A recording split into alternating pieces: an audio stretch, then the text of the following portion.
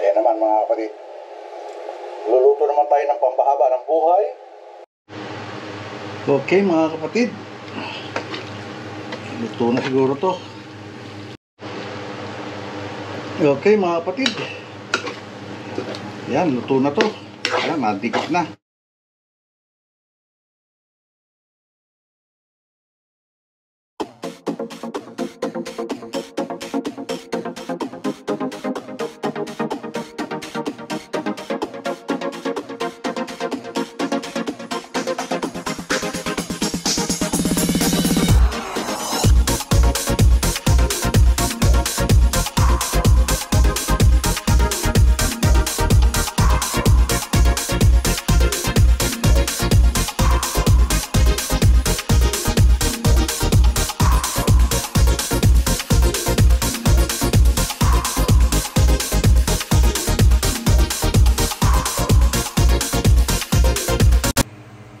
Okay mga kapatid, natapos tayo ng isang niluto natin, yung pagluluto natin ng chop suey.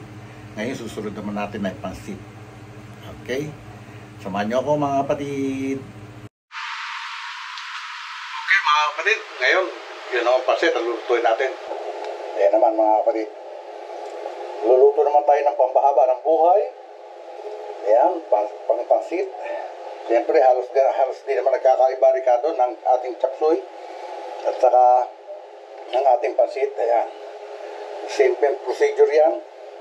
Yung pinagkaiba lang ay lalagyan natin ng pansit. Okay, o paano mga kapatid? Ayan, nakasalang na yung ating kawali. Pinagawa natin ng chop suey at uumpisahan natin to bago pa tirahin ng iba. Ayan, o diba mga kapatid, tirahin na natin to. Okay mga kapatid, ayan, at mainit na yung ating kawali. Lagyan natin ng mantika, siyempre. Gigisa na rin tayo ng bawang sibuyas.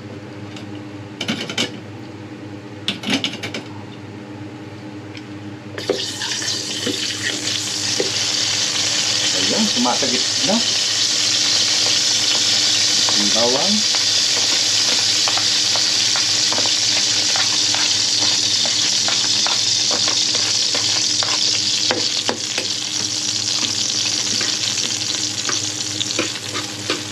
Same procedure.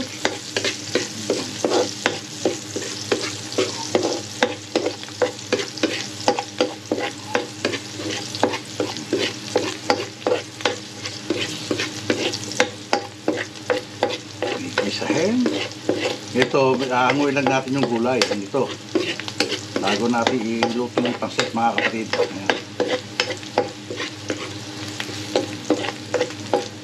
Ayan, lagay natin yung sibuyas. Ayan, mekos.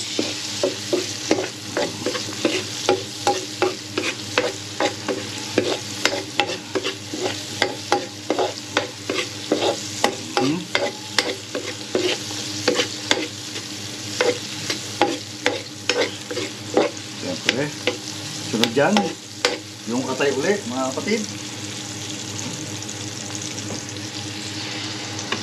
Ayan.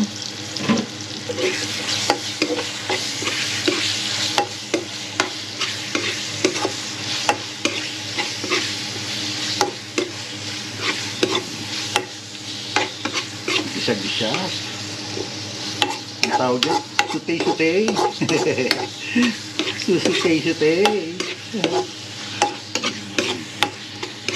Ayan. Hindi na natin masyadong didetalye pagluluto natin. Makikita nyo naman yun mga kapatid. Kung papanoorin nyo na hanggang dulo yung aking video, makikita nyo kung paano ang proseso ko sa pagluluto. Kaya ayan.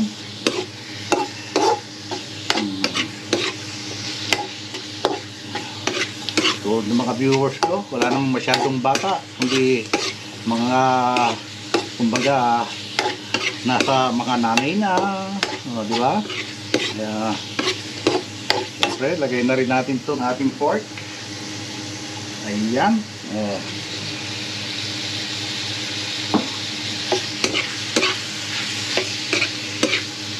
tayo siyang ilalagay dyan. Ito naman, kasama natin sa gisa yung hipon niya, yung hipon, at saka yung may fishball na kasi wala kami makuhang squid ball dyan sa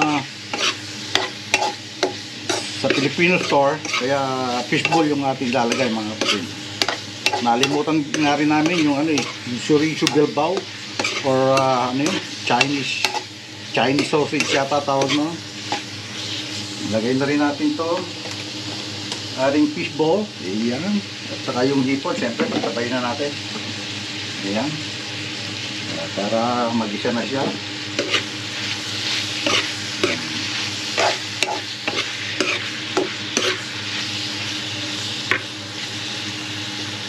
Si nanay nag-request lagyan daw ng seasoning. Hindali, kuha lang tayo seasoning.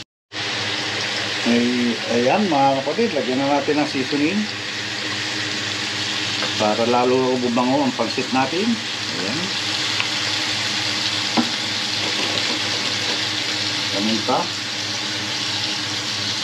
Ayan. Uy, bango na nga. Mabango nga seasoning ha.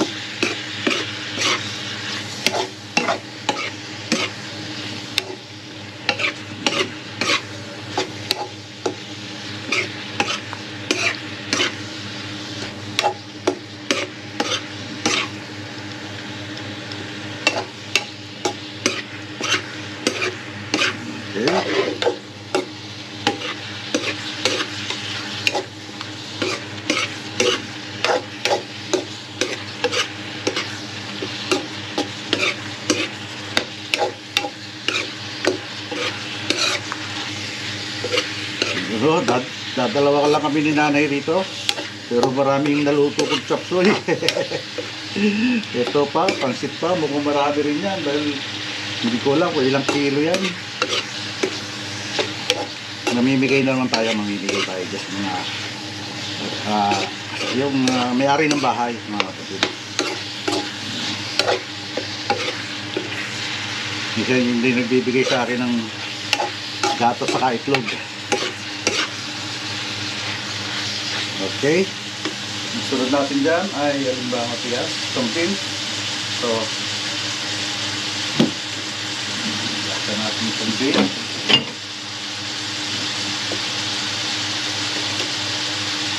Hindi, carrots pala muna. Carrots.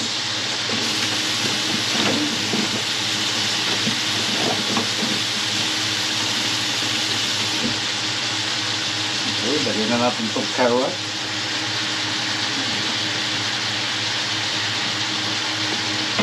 Maligid pa lang gaya. Naniniwan. Mekos. Ulit.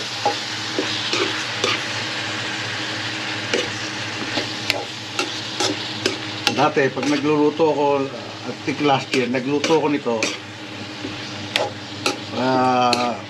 Yung chapsoy na niluto ko na yung sahog ng chapsoy, mga gulay niya, hindi nang ginamit ko sa pansit. Ngayon gusto ni nanay bukod.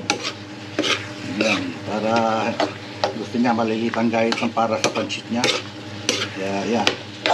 Alam mo naman tayo, machuno rin tayo eh. Na-request niya, so okay, ang next ay ito naman beans. Itong beans. Baguio beans pa tawag dito? Yeah, I think so.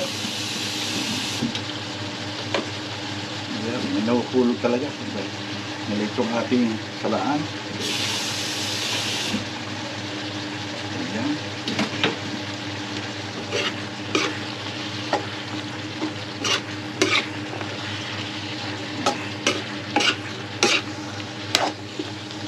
Okay.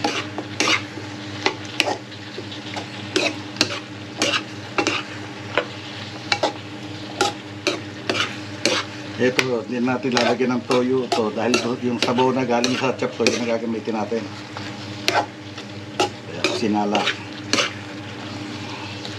Tapos may ano pa rito, yung pork stock na nandoon, ang case na mabitin sa sabaw, yun ang ilalagay naman natin. Okay, sunod na natin itong repolyo. Puno na naman ang aking lababo dahil ganyan tayo magluto. Natatambak yung ating mga pinaglalagyan.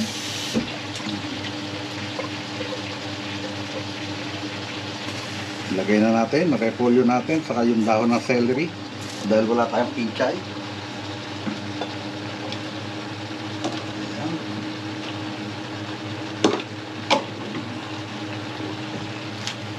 Okay, baka umaba masyado, baka hindi transfer. Tuloy-tuloy lang.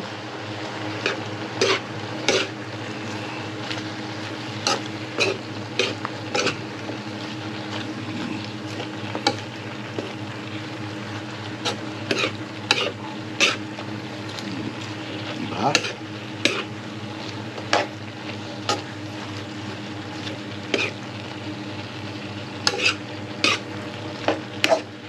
Lagay na natin itong ating wheat, saka yung ating mga bell peppers.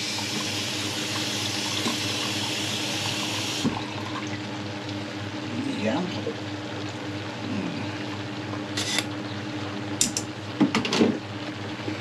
Diba? Pag naka-ready na talaga yung madali magluto. Kaya nga dati nung araw yung pag sinabing fast food, yung mga pansitan, yan, madali gawa ng nakaprepare na. Or minsan nga, yung iba nun, nakagisa na yung mga gulay, lulutuin na lang yung yung pansit. Okay. Okay mga kapatid, lagay na natin yung sabaw. Para malanta na yung gulay niya. Wala na naman tayong kulang. Ito yung sabaw niya. Lagay na natin. Yun. Okay. Diba? Kukuloy lang natin ng konti yan dyan. Para hangoy na natin at para maluto natin yung pinaka noodles. Okay. Yan na ulit mga kapatid. Okay mga kapatid, luto na siguro to. Hanguin na natin yung gulay para maihulog na natin yung pansit.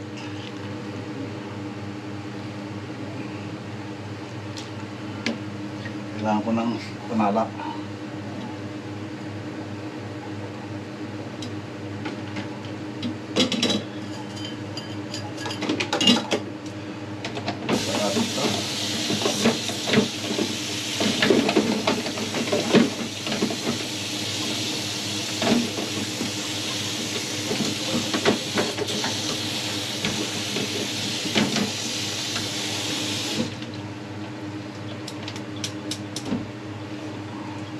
Okay, hango-hango tayo.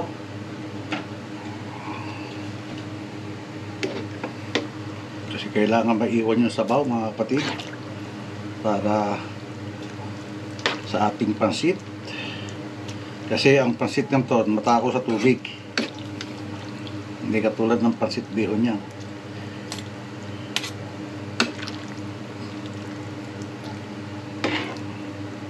Marami pa naman yon, yung ating pansit bihon na yun. Pansit canton. Ano ba yan? Nalilito-lito na naman si tatay.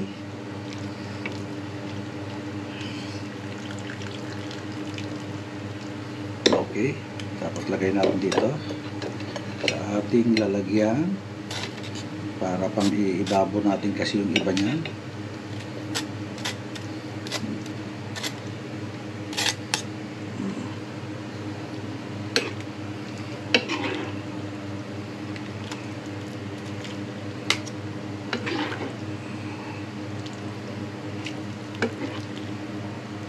Ayan.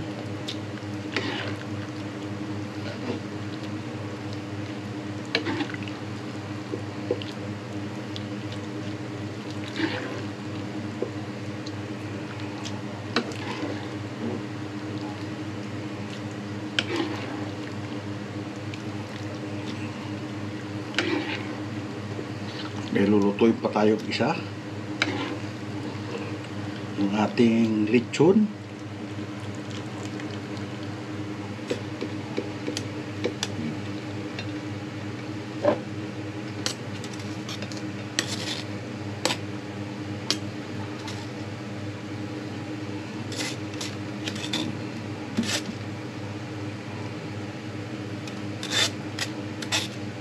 Okay.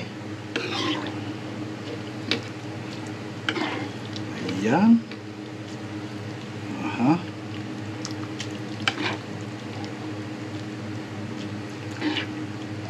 Hindi kasi masarap yung labog ang gulay. Ayaw ni nanay. Kaya ako gusto ko yung labog ang gulay. Lalo na yung panahon na wala pa tayong ngipin sa baba. Gusto ko yung labog ang gulay.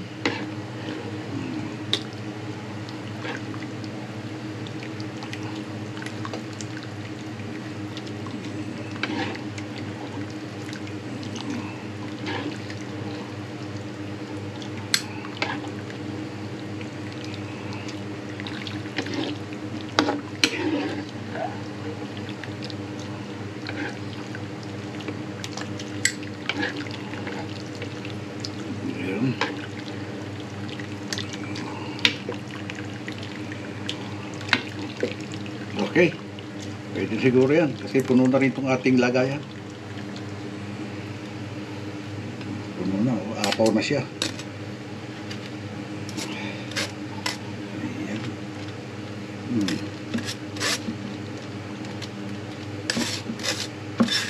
Okay, ayan na, may nahulog pa tuloy. Okay.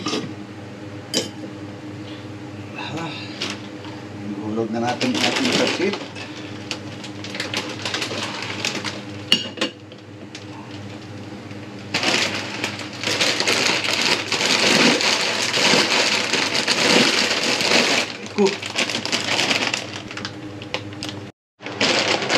Okay, hulog na natin ito. Meron na ito.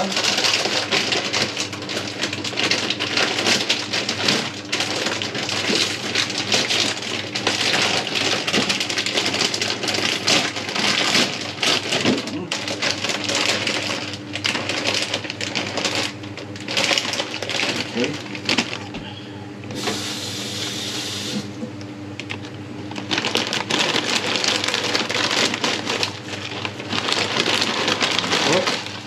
Hulog na natin.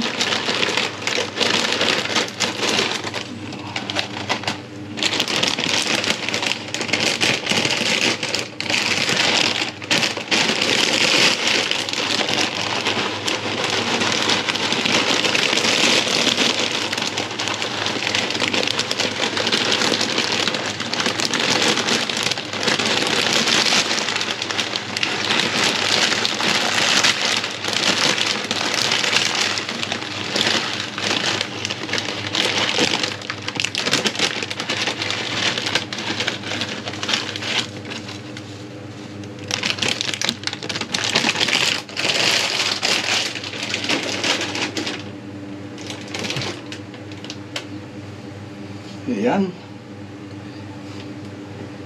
Diba? Kumbaga, kahit Independence Day dito sa Amerika, ang nagse-celebrate mga Amerikano, pag naandito ka, kailangan makiselebrate ka, pero Filipino style pa rin. Diba? Ayan o. Hindi pa rin nawawala yung ating pansit. Kung mga Amerikano, may turkey, may ano sila, eto sa simple salo-salo lang, okay na. Kasi nga, parang pasasalamat din naman eh, kakain lang ano, di ba? Yan, o di ba?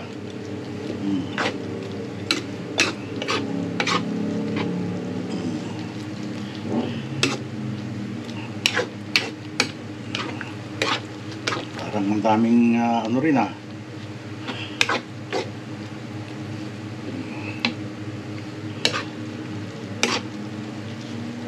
Diba? Mga kapatid, simple lang. Ngayon, lagyan na natin ng konting gulay. Ihaluan natin ng konting gulay siya.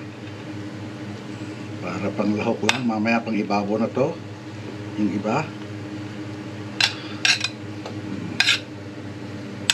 Diba?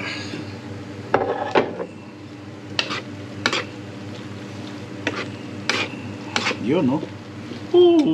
Sarap!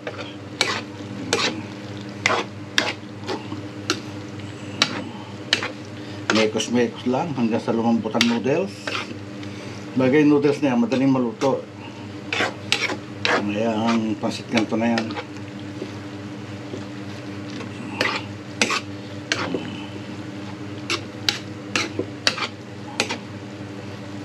Kaya ang gusto ko medyo lutong-luto siya kasi ayokong may nalasang harina.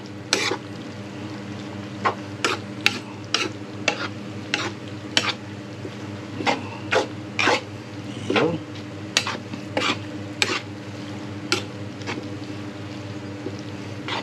Diba mga kapatid, nakaluto tayo ng 2 putahe. Simpleng luto lang yan. Simple recipe. Pwede kayo mag-suggest kung meron kayong gusto ipaluto sa akin mga kapatid. Tatry natin, siyempre. Dahil nandito nga lang tayo sa bahay.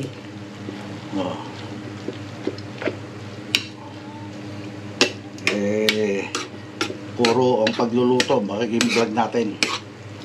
So ano lang yung pwedeng magawa rin sa bahay, gawin natin. Yan.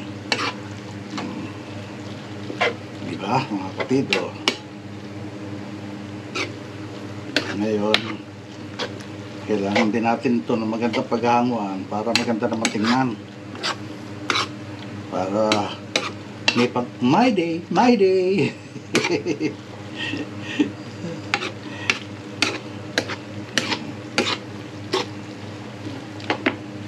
Yun. Okay mga kapatid, maya lang uli at pag hahanguin natin. Okay mga kapatid, yan, luto na to. Ayan, nadikit na. Hanguin natin.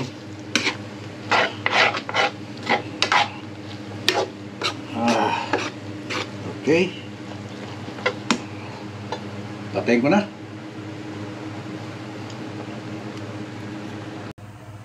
Paano mga kapatid? Nakapagluto na tayo. Kaya dito na natin tapusin ang vlog natin ngayong araw na to. At maraming salamat sa wala niyo sawang pagsuporta. At maraming salamat sa mga solid na viewers natin at solid subscribers. Maraming salamat. At siyempre, isa na riyan, siyempre, lalo na sa ating Panginoon. Maraming salamat po sa wala yung sawang pagbibigay ng biyaya at paggabay. Maraming salamat po. At hanggang dito na lang po. God bless all and be safe always. Love you all mga kapatid. Bye-bye.